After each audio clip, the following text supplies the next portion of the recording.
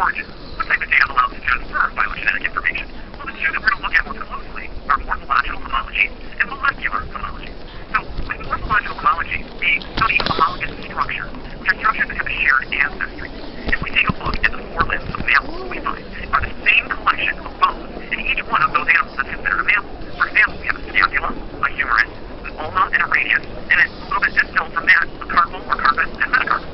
If we look at the dog, we see the same type of bones, pig, sheep, and horse. We all share the same types of bones because of our shared ancestry. And divergent evolution will eventually result in this, which are selective pressures of the environment. It means that these, part of what makes a branching point on a phylogenetic tree, are going to be the collective influences and pressures by that environment, which may allow one group to move in a different direction than another group. However, I will say this, beware of the analogous as well.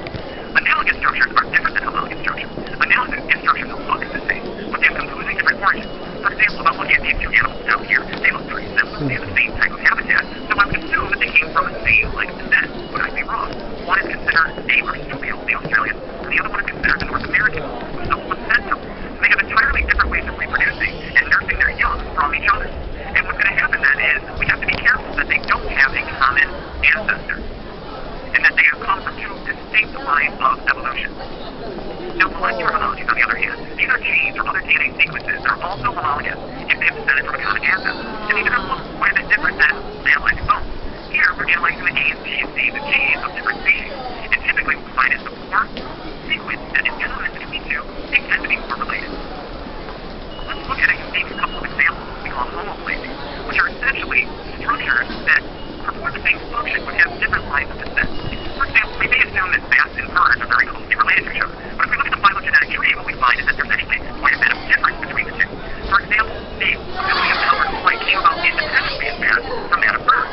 So birds went their own way, but then in the other direction, we had some kind of animal that led to the animal.